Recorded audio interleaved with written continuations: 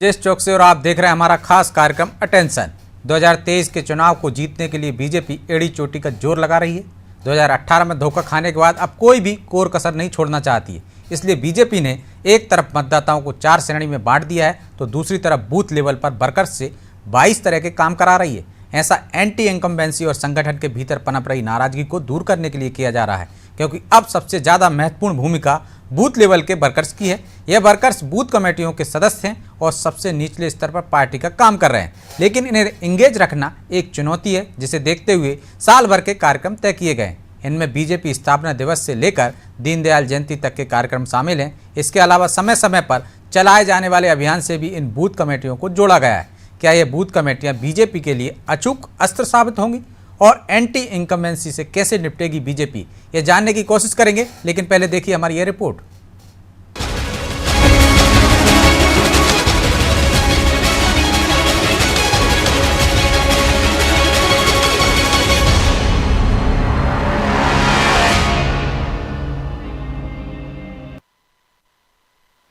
चुनावी वर्ष में एंटी इनकम्बेंसी और अंतरकलह सत्तासीन भाजपा के लिए सबसे बड़ी चुनौती है। इस एंटी इनकम्बेंसी और अंतरकलह से निपटने के लिए भाजपा ने बूथ को टारगेट बनाया है। हर बूथ पर भाजपा 22 प्रकार के काम कर रही है। भाजपा के बूथ लेवल प्लान में मुख्य दिवसों के आयोजनों से लेकर बूथ के इलाकों में पैठ वालों को अपने पाले में लाने की रणनीति शामिल है। भाजपा ने बूथ समिति के सदस्यों को सक्रिय बनाए रखने के लिए साल भर के कार्यक्रमों की घोषणा कर दी है। इन कार्यक्रमों में 6 अप्रैल को भाजपा का स्थापना दिवस, 14 अप्रैल को डॉक्टर अंबेडकर जयंती, 23 जून को डॉक्टर श्यामा प्रसाद मुखर्जी बलिदान दिवस, जन्माष्टमी, कुशाभाऊ ठाकरे जयंती, 25 सितंबर को दीनदयाल जयंती शामिल है। ये ऐसे कार्यक्रम हैं जो चुनाव के पहले ही हो सकेंगे। इनके अलावा समय समय पर चलाए जाने वाले अभियानों से बूथ कमेटियों को जोड़कर रखा जाएगा। इन कार्यक्रमों के लिए भाजपा ने बूथ समिति में सक्रिय कार्यकर्ताओं की टोली भी बनाई है। हालांकि भाजपा नेता एंटी इनकम्बेंसी को स्वीकार करने को तैयार नहीं। भाजपा प्रवक्ता पंकज चतुर्वेदी का कहना है कि मध्य प्रदेश में प्रो इनकम्बेंसी है। इसका प्रमाण नगरीय निकाय के चुनावी परिणाम है।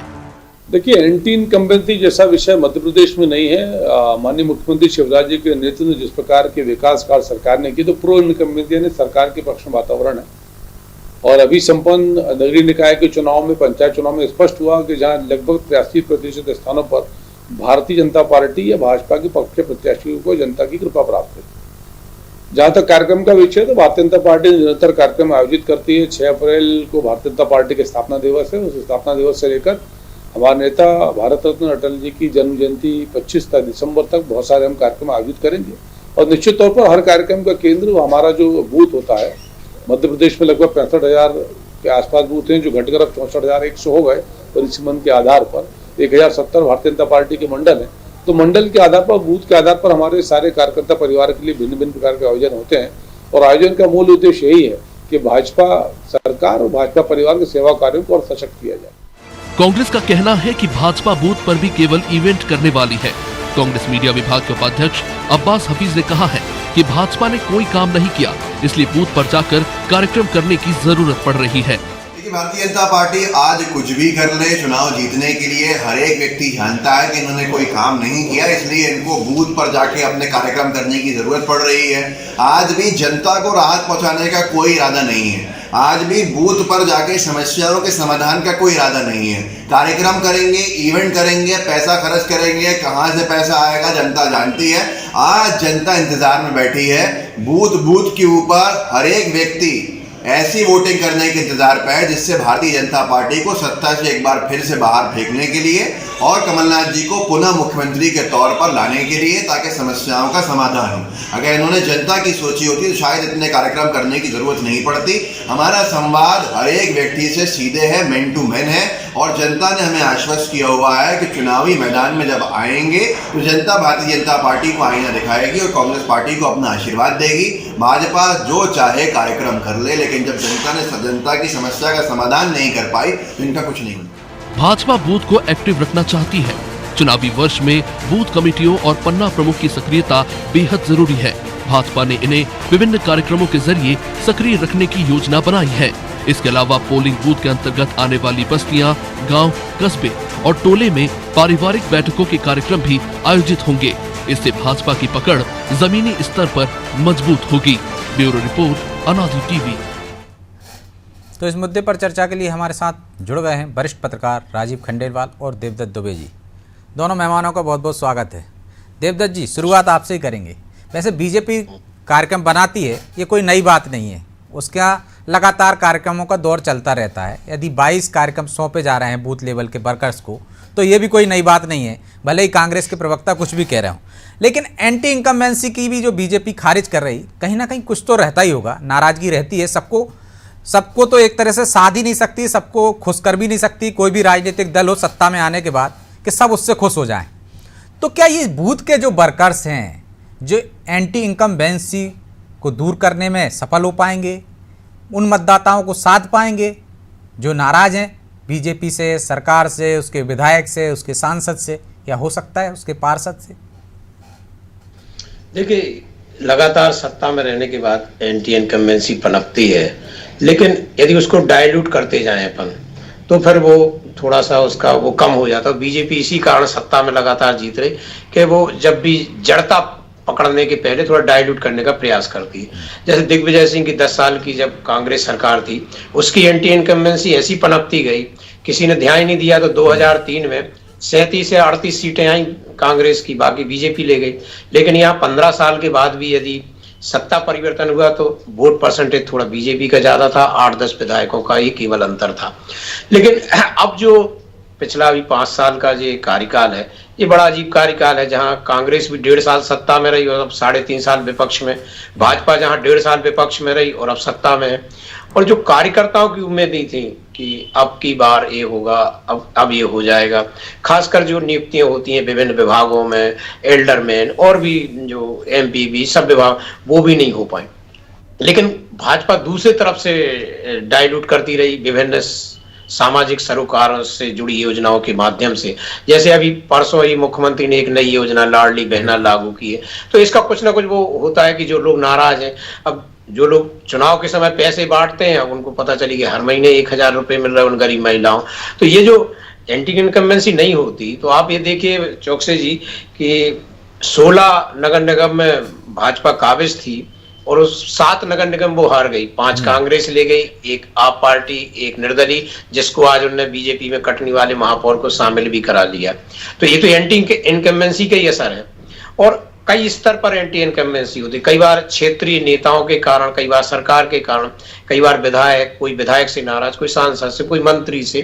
तो जब परिवार का मुखिया अपने जो खून के रिलेशन होते हैं उनको संतुष्ट नहीं कर पाता, कहीं ना कहीं कोई नाराज हो जाता है, बेटा बाप से, बाप बेटा से, भाई बहन से, भाई भाई में झगड़े कई बार। तो ये तो जो दुनिया है उसमें सबको संतुष्ट तो नहीं कर सकते, लेकिन एक संदेश बना रहे कि आपके अंदर न्याय प्रियता है, आप प्रिय हित लाभ की जगह आप न्याय को दृष्टिगत रखते निर्णय लेते हैं, आप थोड़ा सा सत्ता के अतिरेक में नहीं जाते, क्योंकि जो आडंबर होता है और जो पाखंड होता है वही ईर्ष्या का कारण होता है। तो जो बीजेपी थोड़ा लो प्रोफाइल चलती है, उसके जो नेता हैं वो दूसरे शब्दों में उन पे आरोप लग सकते हैं कि कथरी ओढ़ के घी पीने वाले, जो सामान्य भाषा में लगते हैं, लेकिन वो जो उनकी जो भाषा रहती है और जो शैली रहती है, शिवराज जी देखो, कोई नहीं कहेगा कि ये 20 साल के मुख्यमंत्री हैं, वो वही प्रदर्शन करेंगे, बैठ जाएंगे कहीं भी, खाएंगे पिएंगे, किसी को मिलेंगे, किसी गले लगाएंगे। तो ये और कई लोग जो आडंबर आपने देखा, कई बार कोई सरपंच भी बन जाता है या जनपद अध्यक्ष ही या विधायक, वो ऐसे ताव भाव रखता है। और मंत्रियों के तो हाल अपन ने कई लोगों के देखे ही है कि वो नीचे देखते ही नहीं है। तो ये जो व्यक्तिगत इनकम्बेंसी, 5 साल बाद जमीन पे आते हैं, 4.5 साल तो आसमान में घूमते रहते हैं चुनाव जीतने के बाद। वो उसके लिए वो चुटकुला था जो बहुत फेमस था कि उन्होंने जब चुनाव के समय निकले नेताजी गली में, उन्होंने कहा गंदगी देख के सफाई करने वाला नहीं आता क्या? नहीं साहब, आता है, 5 साल में एक बार आता है। तो ये सब जो अब दौर शुरू हो गया, ये चुनावी वर्ष है, इसमें अब सफाई का दौर हो गया, संबंधों को रिन्यू करने का दौर शुरू हो गया। और जो लोग महत्वाकांक्षी हैं, जिनको लगता है कि हमने कई बार हमने या हमारे पिताजी ने काम किया है, हमें भी चुनाव लड़ना है, वो लोग भी सक्रिय हो गए। तो ऐसी बहुत सारी चीजें हैं जो अब चुनावी वर्ष में आपको देखने को मिलेंगी। कई प्रकार के समीकरण बनेंगे, बिगड़ेंगे और कई प्रकार के गठजोड़। और मैं फिर कहता हूं कि 2023 का चुनाव मध्य प्रदेश के इतिहास में अभूतपूर्व होगा, क्योंकि दोनों को उम्मीदें हैं, दोनों बिल्कुल बूथ पे जो जमावट कर रहे हैं जिस तरीके के। और आपने देखा होगा 2 दिन से आरोप प्रत्यारोप भी सीधे शुरू हो गए कमलनाथ और शिवराज जी के भी। तो ये बड़ा अभूतपूर्व चुनाव होने जा रहा है, जिसमें आप और हम पत्रकारों के लिए बड़ा काम करने का मौका मिलेगा इस चुनाव में जी। तो चुनाव तो दिलचस्प होने जा रहा है राजीव जी, लेकिन पहली बार सवाल जवाब भी हो रहे हैं, सवाल का जवाब भी सवाल से आ रहा है। लेकिन हम चर्चा इस बात पे कर रहे थे कि यदि बूथ लेवल के वर्कर्स मजबूत होंगे तो पार्टी मजबूत होगी। हमने देखा है कमलनाथ भी मानते हैं कि बीजेपी का संगठन बड़ा मजबूत है। तो आपको नहीं लगता है कि यदि वो मंडलम सेक्टर की बात करते हैं, वो एक कदम आगे बढ़ाते हैं कमलनाथ जी या कांग्रेस, तो बीजेपी 10 कदम आगे निकलती है। वो 22 तरह के कार्यक्रम दे रही है बूथ वर्कर्स को, पन्ना प्रमुख को, तो फिर कैसे निपटेगी कांग्रेस उनसे? बजरंग जी, भाजपा की एक बड़ी क्वालिटी है जो सामान्य प्रिंसिपल जो चलता है राजनीति में, वो उसको उलटने की क्षमता रखती है।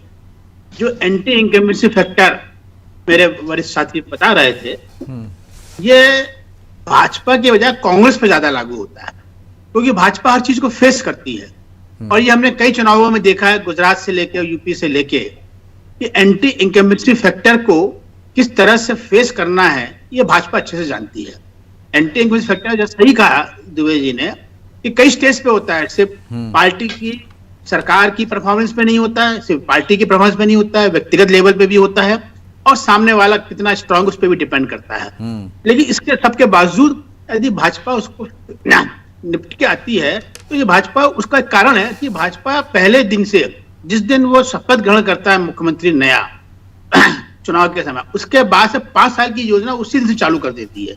ये भाजपा सिर्फ चुनाव, और निश्चित रूप से जब चुनावी मोड आता है, ये चुनावी साल है, 9 महीने रह गए हैं, तो उसमें एक्सीलरेशन तो होगा, गति बढ़ेगी, लेकिन जो बेसिक तैयारी होती है राजनीति की, वो पहले जगह। कांग्रेस के साथ ये दिक्कत का काम है।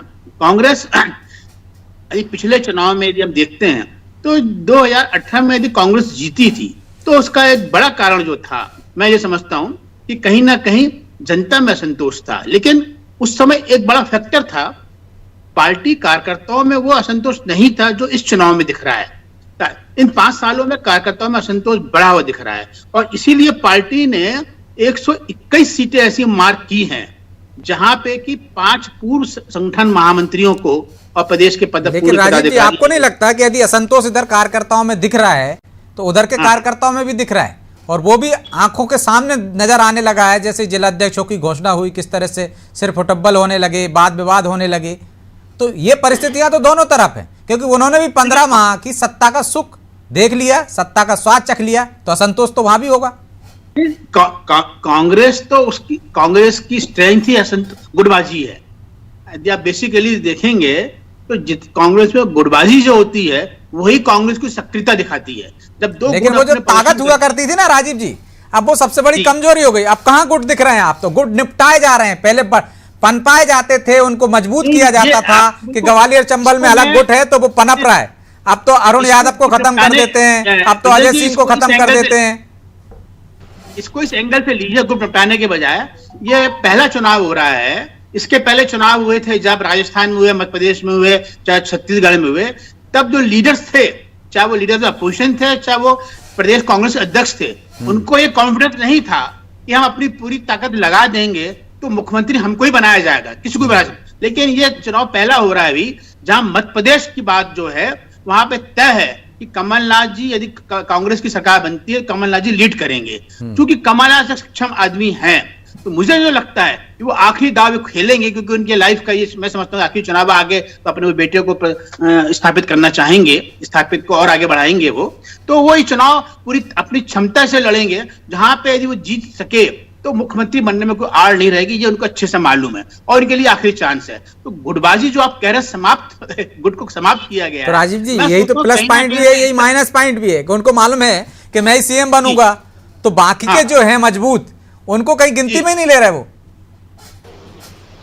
ये कांग्रेस ये तो चुनाव पहली बार नहीं हुआ है, ये तो कांग्रेस का कल्चर रहा। इसके बाद यदि पिछले बार इन सब जबकि फुटबॉल होते, सिर्फ फुटबॉल चलते थे कांग्रेस में, और उसके बाद यदि पिछली बार वो चुनाव जीत के आए हैं तो उनके पास एक रोड मैप है, और उसको वो जो डिफिशियंसीज पिछले चुनाव में थी और इन 5 सालों में जो उनको नुकसान हुआ है ज्योतिरादित्य सिंधिया के जाने से और नेताओं के जाने से, कहीं ना कहीं वो गुटबाजी यदि वहां कांग्रेस में खत्म हुई, तो अब चंबल यदि ग्वालियर क्षेत्र में जाएंगे तो वहां गुटबाजी कांग्रेस से ज्यादा भाजपा में है, और वहां पे लोग अपना अस्तित्व की लड़ाई लड़ रहे हैं। लेकिन जहां तक मैं समझता हूं, आप मुझसे ज्यादा बेहतर समझते हैं राजीव जी, लेकिन पहले सब सपना देखते थे कांग्रेस में, सबको उम्मीद होती थी, चाहे वो सुभाष यादव हो चाहे जमुना देवी हो, कि लॉटरी उनके नाम की भी खुल सकती है, तो सब मेहनत करते थे।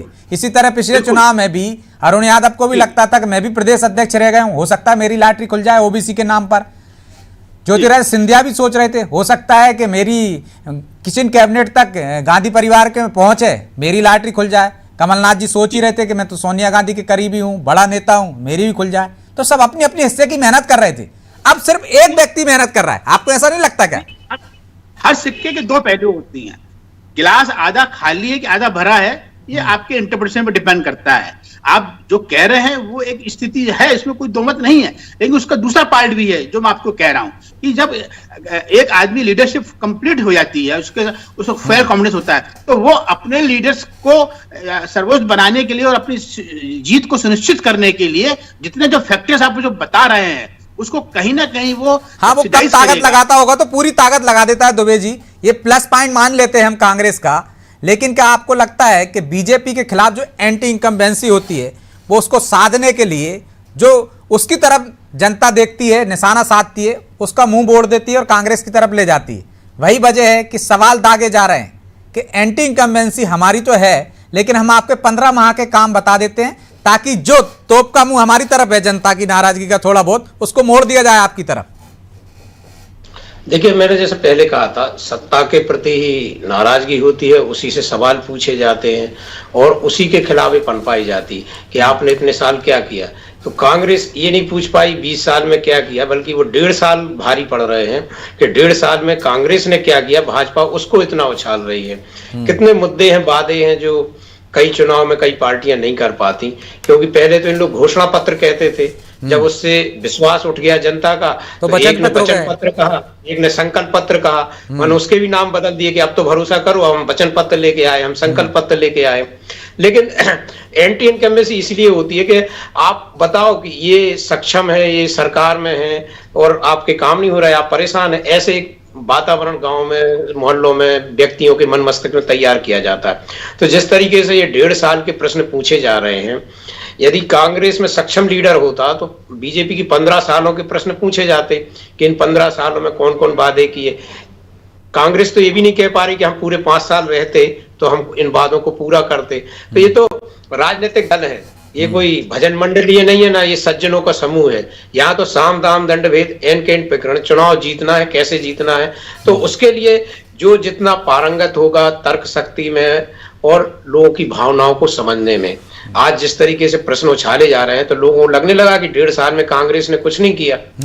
मुझे लगता है कि ये अभी तो प्रश्न और उत्तर चल रहे हैं, बल्कि उत्तर कहाँ चल रहे हैं, हाँ, जवाब शिवराज जी पूछे, कमलनाथ पूछ रहे शिवराज जी से, तो कोई उत्तर तो दे नहीं रहा। उत्तर अंततः जनता देगी दोनों जन को, क्योंकि कोई इस भ्रम में ना रहे कि हम मैनेजमेंट कर लेंगे, बूथ मैनेजमेंट कर लेंगे, और दोनों ही आसान कर दे रहे हैं, दोनों ही राजनीतिक दल। हो सकता है बिल्कुल स्मृति विलोप हो जाती है जनता के दिमाग से कि भाई कौन से वादे किए थे हमको, तो दोनों ही एक दूसरे के वादे याद दिला रहे हैं, तो हिसाब भी बराबर होगा। कहा तो यही जाता है कि कांच के घरों में रहने वाले दूसरे पत्थर नहीं फेंकते, लेकिन दोनों दल एक दूसरे को, और ये जनता के लिए तो अच्छा ही है चौकसे जी कि जनता को सब रिन्यू हो जाए, वो तौल ले तराजू में कि किसने क्या कहा, क्या किया, कब किसने किया। मैं कहता हूँ ये भ्रम भी इन लोगों को तोड़ देना चाहिए कि जनता बहुत ऑब्जर्वेशन करती रहती है, वो कोई एक निर्णय से, एक बयान से अपना मन नहीं पलटती, वो धीरे धीरे आपके बूथ के कार्यकर्ता से लेके आपके मंडल पदाधिकारी, विधायक, सांसद, मंत्री, सबका जो मूल्यांकन करती है उसके आधार पर वो निर्णय करती है। कई बार मैंने देखा है कि बीजेपी और कांग्रेस के बूथ मैनेजमेंट बहुत अच्छे थे, ये 10 बूथ, कोई के 21 बूथ थे, लेकिन एक किन्नर चुनाव जीत जाता है। आपने यहाँ मध्य प्रदेश में विधायक शबनम मौसी जीती, सागर में महापौर कमला बुआ जीती, 2-3 पार्षद भी जीते, जिनका कोई बूथ पे कार्यकर्ता नहीं था, कोई मैनेजमेंट नहीं था, कोई उनकी आम सभा करने वाला नहीं था। लेकिन जब जनता तय कर लेती है तब इनको भी फेल कर देती है। कितनी आंधी आई, कितने वो, अंततः टिकेगा वही राजनीति में जो लोगों के सुख दुख में साथ देगा, जो कथनियों करनी में भेद नहीं रखेगा, और जो चुनावी स्टंट और चुनावी वादे ना करे, बल्कि पूरे समय आप 5 साल के लिए चुने जाते हैं तो 5 साल उस सेवा के संकल्प को आप यदि मन में रखे रहेंगे तो मुझे लगता है कि आपके लिए ये सब मैनेजमेंट करने की जरूरत नहीं पड़ेगी, और वो फेल भी नहीं होता। यदि आप संबंधों की संपदा अर्जित करेंगे तो वो आपको बुरे वक्त पे काम आएगी। लेकिन आप यदि इस तरह से ये करते रहेंगे मैनेजमेंट, तो ये किसी दिन जब आंधी आती है पूरा मैनेजमेंट ढह जाता है। जैसे जब बाढ़ आती है तो बड़े बड़े दरख्त भी बह के चले जाते हैं। और 2003 में तो हमने देखा ये किस तरह से मैनेजमेंट फेल होता है, जब कहा ही जाता था कि मैनेज से जीते जाते हैं चुनाव। दिग्विजय सिंह कहते थे विकास से नहीं मैनेजमेंट से चुनाव जीते जाते। बड़ी मुश्किल से 38 विधायक जीते, वो भी व्यक्तिगत दम पर। मैं कहता हूं कि भारत का लोकतंत्र इन 73 सालों में इतना मजबूत हो गया है कि उसने सब तरीके के सबक सिखाए हैं नेताओं को। बस वो आत्मचिंतन करें, आत्मसात करें कि जनता आखिर चाहती क्या है। इन लोगों ने जो भ्रम पाल के रखा है कि हम जीत लेंगे चुनाव, तो कई बार जीत जाते हैं, ऐसा नहीं कि हमेशा नहीं, मैनेजमेंट से जीतते भी हैं चुनाव, लेकिन ये फार्मूला हमेशा नहीं चलता। स्थायी फार्मूला वही है जब विपरीत परिस्थितियों में भी आप चुनाव जीतो, और एन कैन प्रकरण की जगह आप दिलों से जीत कर निकले। जब वो सही, तो जनता के दिल में जो होगा राजीव जी, वही आपको जिता पाएगी। भ्रम तो आपको नहीं लगता एक कांग्रेस भी पाले हुए, और जो मैनेजमेंट की बात की जाती है, हमको लगता है कि बीजेपी पारंगत है उसमें। यदि दुबे जी भी कह रहे हैं कि जिसका संगठन मजबूत होगा, पारंगत होगा, साम दाम दंड भेद का उपयोग करेगा, उसकी सफलता के चांस ज्यादा रहते हैं। लेकिन ऐसे ही मैनेजमेंट हमने 2003 में फेल होते देखा है, और ये 2018 में भी हमने मैनेजमेंट को खिसकते हुए देखा है। तो क्या आपको लगता है यही एक भ्रम है कांग्रेस में कि वो मैनेजमेंट भले ही कितना ही अच्छा कर ले बीजेपी, हमें तो जनता जिता ही देगी?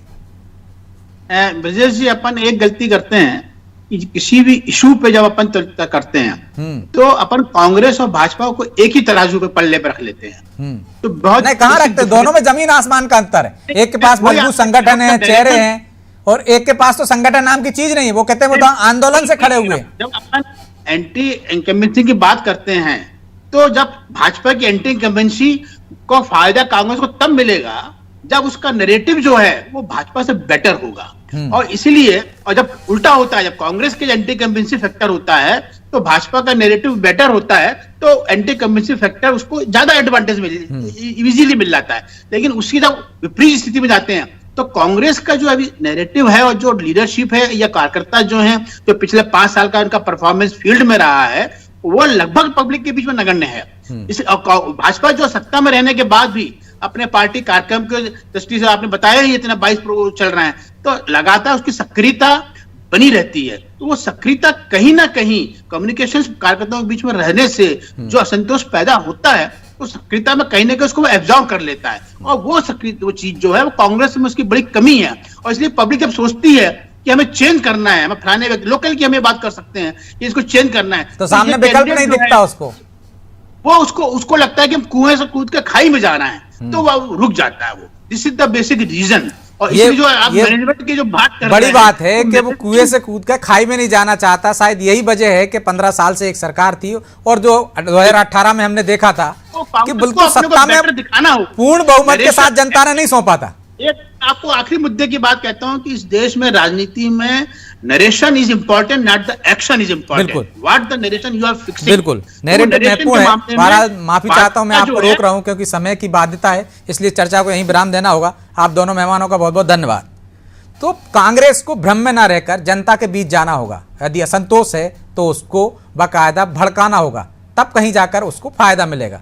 नहीं तो जिस तरह से राजीव जी ने भी कहा है कि कोई कुएं से उतरकर खाई में नहीं कूदता है, तो जनता भी दोनों को तराजू पर तोलेगी, कौन बेहतर है। तो इस बेहतर का आकलन तो करेगी। इसके परिणाम जब 2023 में आएंगे तब पता चलेगा कि उसका आकलन कैसा था और किस पर उसने भरोसा करा, कांग्रेस की 15 माह की सरकार पर या 18 साल से जो सत्ता में है उस पर। इसके लिए आप भी इंतजार कीजिए, हम भी इंतजार करते हैं। बहरहाल अटेंशन में आज इतना ही। मुझे दीजिए इजाजत और आप देखते रहिए अनादि टीवी। नमस्कार।